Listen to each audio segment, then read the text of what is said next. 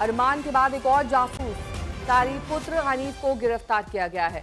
पाकिस्तानी उच्चायोग ने 2 कर्मचारियों सहित 3 के विरुद्ध तावदू सदर थाने में केस दर्ज किया है। हम आपको सुनवाते हैं तारीफ का वो कबूलनामा जिसमें वो मान रहा है कि वो पाकिस्तान गया था और वहां उसने भारत की जासूसी की। मैं 2018 में पाकिस्तान एम्बेसी गया था अपना वीज़ा के लिए, तो वहाँ मेरा नंबर आया था काउंटर नंबर 1 पे। वहाँ था आसिफ बलोच, पाकिस्तान का अफसर जो है, उसने मेरा इंटरव्यू लिया। इंटरव्यू लेने के बाद में उसने जो है ना मेरा पासपोर्ट दे दिया वापसी, और नंबर जो है फार्म पर लिखा नंबर ले लिया मेरा उसने कहा कि मैं तुझे फ़ोन पे बताऊंगा और फिर आना, फिर वीज़ा दूंगा, इतने वीज़ा मिलेगा ना। फिर मैं घर आ गया। घर आने के बाद उसका 3-4 दिन बाद उसका कॉल आई मेरे पास। उसने कहा मुझसे कि ऐसा कर तो वीज़ा चाहिए। मैंने कहा हाँ चाहिए। तो एक काम कर, तो मुझे 2 सिम ला के दे और बदले में अपना वीज़ा ले जा। मैं चल ठीक है।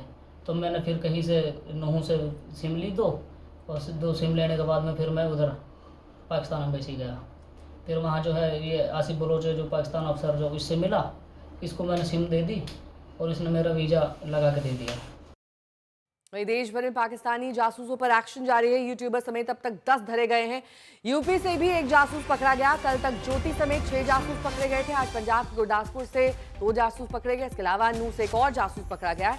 सबसे ज्यादा जासूस हरियाणा से पकड़े गए हैं। वहां नूह, कैथल, पानीपत और हिसार से ये जासूस गिरफ्तार किए गए।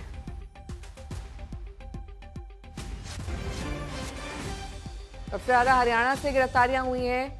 इस जासूसी कांड में अब तार जुड़ते जा रहे हैं अलग अलग शहरों तक। कई और पाक जासूसों और हैंडलर्स को लेकर इस वक्त जांच जारी है।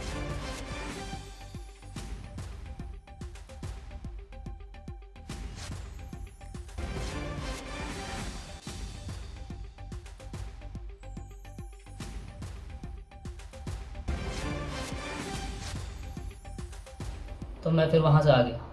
आने के बाद में फिर नंबर तो उसके पास था ही मेरा। मैं फिर पाकिस्तान चला गया।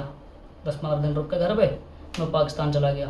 पाकिस्तान से जब मैं आया वापसी, तो उसकी मेरे पास कॉल आई दोबारा आने के बाद में।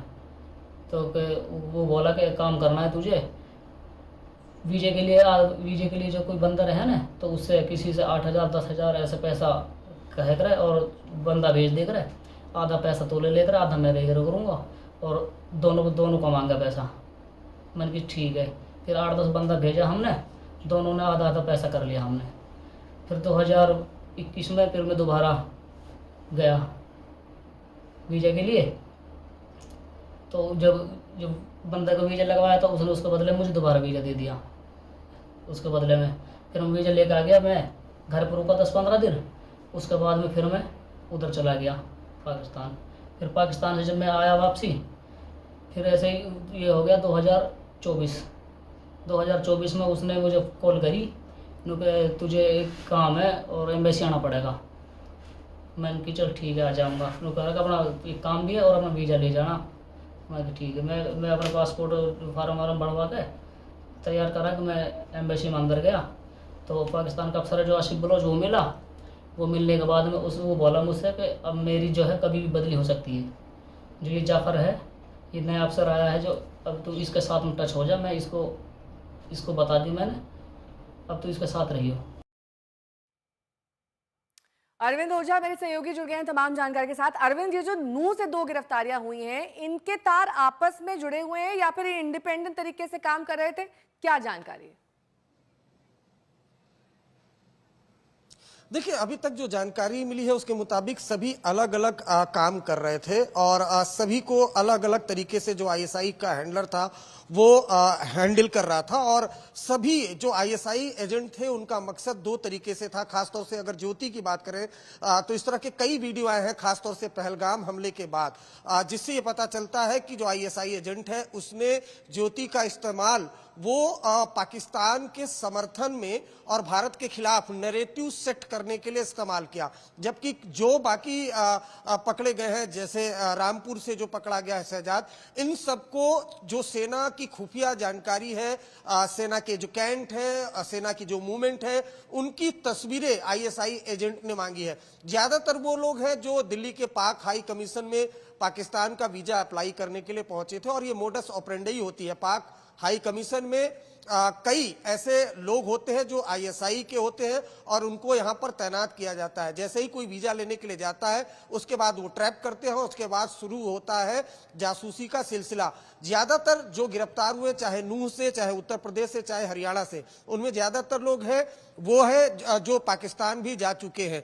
तो ये एक बड़ा सिंडिकेट है नेहा, जिसमें मिलिट्री इंटेलिजेंस की टीम, इंटेलिजेंस ब्यूरो की टीम और स्टेट पुलिस, ये 3 एजेंसियां मिलकर फिलहाल काम कर रही हैं। जो हमारे सूत्र है वो बता रहे हैं कि अभी इस मामले में कई गिरफ्तारी होगी, क्योंकि पंजाब, हरियाणा और कंवल जी, तमाम संधू मेरे सहयोगी जुड़ गए हैं तमाम जानकारी के साथ। कंवल जी, जो नूह से गिरफ्तारी हुई है, इसके बारे में क्या इंफॉर्मेशन मिल रही है? कैसे ये एक जासूस के तौर पर काम करता था, किसके लिए करता था? देखिए, ऐसा है कि जो शुरुआत तौर होता है वो ब्लैक एंड व्हाइट नहीं होता है। पहले पैसे के लेन देन की बात की गई, बाकी लोगों को वीज़ा लगवाने की बात की। 2018 में तारीफ, जो कि मोहम्मद तारीफ है, हनीफ का बेटा है, नूह का रहने वाला है, उसे पहले बुलाया गया और बोला गया कि पैसे आप और लोगों को लाइए, हम आपको पैसे देंगे। और उसके बाद उन्होंने कहा कि 2018, 2021, 2024 वो 2-3 बार पाकिस्तान गया है और उसके बाद उन्होंने कहा है कि ये जो पैसा है 50-50 नहीं चलेगा, हम आपको 1 लाख रुपए देते हैं, आप सिरसा जाइए, वहां पे आप सर्वेलेंस वीडियो बनाइए, आप जहां पे सिरसा कैंट है, एयरफोर्स कैंट है, उसका आप फोटो और वीडियो बना के हमें भेजिए। और इस तरह की कई व्हाट्सएप चैट्स हैं, डिलीटेड चैट्स हैं, वो इस वक्त मिली हैं, फोन बरामद हो गए हैं और लगातार इसी तरह से उन्होंने मोडस ऑपरेंडी अपनाया है। चाहे गजाला की बात करें, चाहे यामीन की बात करें, जो कि मलेरकोटला के निवासी हैं, तो वहां पे कोशिश की गई है कहीं ना कहीं लोगों को ल्योर करके उनसे काम कराने की कोशिश की गई है। कोई सीधे तरीके से आया तो ठीक है, नहीं तो जोर जबरदस्ती करके, ब्लैकमेल करके, ये सारी चीजें। गजाला तक को ये बोला गया दानिश ने कि मैं तुम्हारे साथ शादी करूंगा, तो ये सारी जो बातें हैं, नॉन पर्सोना ग्राटा उनको घोषित कर दिया गया दानिश को और उसके बाद वो वापस चला गया। लेकिन पीछे जो एक ट्रेल मिला है, मोडस ऑपरेंडी मिला है, अलग अलग लोगों को फंसाया गया है। कोई, किसी को बोला गया है मोबाइल सिम लेकर आइए, किसी को फोटोग्राफ मांगी गई, किसी को वीडियो सर्वेलेंस, ठीक है, नजर बनाए रखिए।